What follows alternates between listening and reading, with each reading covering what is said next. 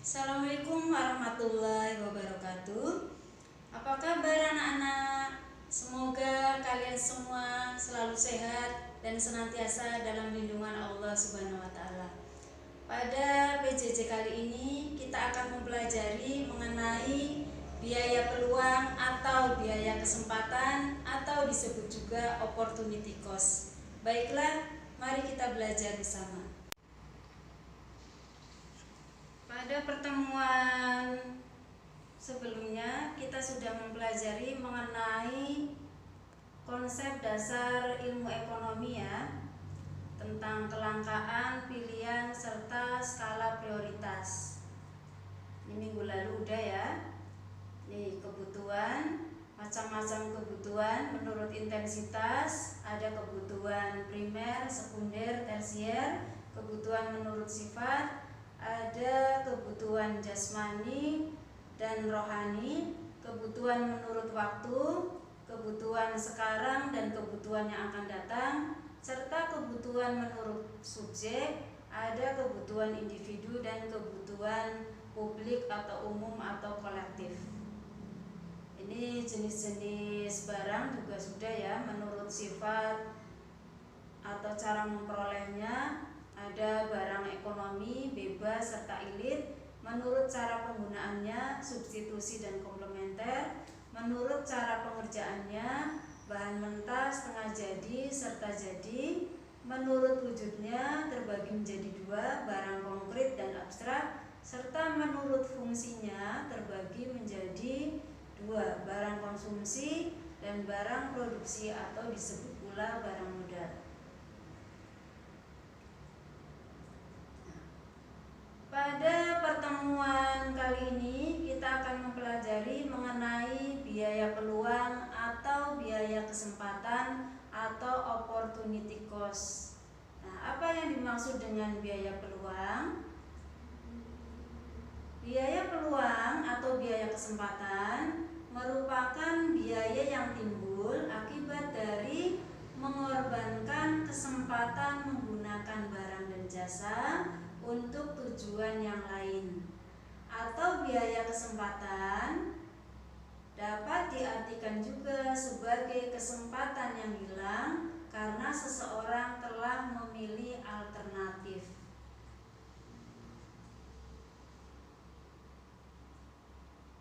Contoh soal. Dani seorang tenaga kerja berpeluang menjadi akuntan pendidik dengan gaji Rp2.700.000 per bulan. Alternatif yang lainnya menjadi karyawan bank dengan gaji Rp2.800.000 per bulan dan berpeluang juga menjadi karyawan BUMN dengan gaji Rp2.900.000 per bulan. Apabila Dani memilih menjadi karyawan BUMN, maka biaya peluang yang dikorbankan Dani adalah, jadi ada 3 alternatif ya. Dani bisa bekerja sebagai akuntan pendidik dengan gaji Rp2.700.000 per bulan. Alternatif yang kedua, Dani bisa menjadi karyawan bank dengan gaji Rp2.800.000 per bulan. Alternatif yang ketiga, Dani bisa menjadi karyawan BUMN dengan gaji Rp2.900.000 per bulan. Apabila Dani memilih menjadi karyawan BUMN, maka biaya peluang atau sesuatu yang dikorbankan, yang tidak dipilih. Berarti yang tidak dipilih Dani yaitu alternatif yang pertama menjadi akuntan pendidik dengan gaji Rp2.700.000 dan alternatif yang kedua menjadi karyawan bank dengan gaji Rp2.800.000 per bulan. Ada 2 alternatif yang dikorbankan atau yang tidak dipilih. Dari 2 alternatif tersebut kita ambil yang paling besar nilainya. Nah, di sini yang paling besar nilainya yaitu peluang atau alternatif untuk menjadi karyawan bank dengan gaji Rp2.800.000 per bulan. Jadi biaya peluang yang dikorbankan Dani yaitu menjadi Rp800.000 per bulan. Jadi kita pilih contoh soal yang kedua. Bu Rahma seorang pegawai. Untuk menambah penghasilannya, dia berencana membuka usaha warung nasi dengan memprediksi keuntungan Rp250.000 per hari. Itu sebagai alternatif yang pertama. Alternatif yang kedua, berjualan sayur dan buah-buahan dengan memprediksi keuntungan Rp200.000 per hari. Dan alternatif yang ketiga, membuka usaha dagang khusus batik, spray, sarung bantal, pakaian dari anak sampai dengan orang tua. 1 bulan memperoleh keuntungan Rp9 juta. Karena keterbatasan modal, ia hanya mampu membuka salah satu jenis usaha tersebut. Besarnya biaya peluang 1 bulan sama dengan 30 hari. Apabila Bu Rahma memilih membuka usaha dagang khusus batik, maka biaya peluangnya adalah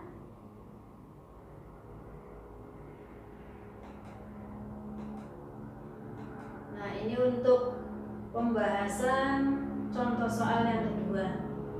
Usaha warung nasi, keuntungan per hari Rp250.000 dikali dengan 30 hari. Jadi dijadikan 1 bulan. Sehingga keuntungan 1 bulan Rp7.500.000. Apabila Bu Rahma berjualan sayur dan buah-buahan dengan keuntungan per hari Rp200.000 dikali 30 hari, maka prediksi keuntungan 1 bulan Rp6 juta. Yang dipilih Bu Rahma adalah usaha batik spray dengan keuntungan 1 bulan Rp9 juta. Nah, jadi yang tidak dipilih atau yang dikorbankan yaitu membuka usaha warung nasi dan berjualan sayur dan buah-buahan. Karena nilai yang tertinggi yaitu membuka usaha warung nasi sebesar Rp7.500.000, maka biaya peluangnya yaitu membuka usaha warung nasi dengan keuntungan Rp7.500.000. Jadi kita pilih alternatif yang dikorbankan, yang bilang atau yang tidak dipilih dengan nominal yang tertinggi. Udah jelas ya sampai di sini?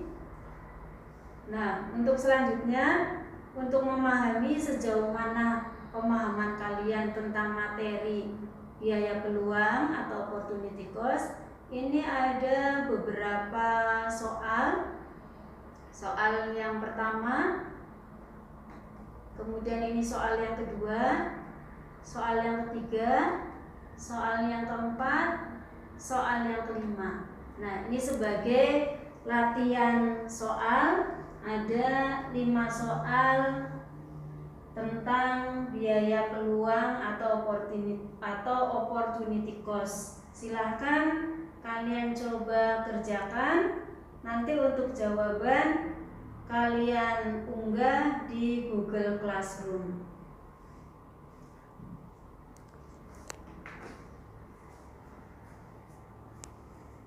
Demikian pembelajaran kali ini dengan materi biaya peluang atau opportunity cost. Selamat belajar, tetap semangat, jangan lupa jaga kesehatan. Terima kasih. Wassalamualaikum warahmatullahi wabarakatuh.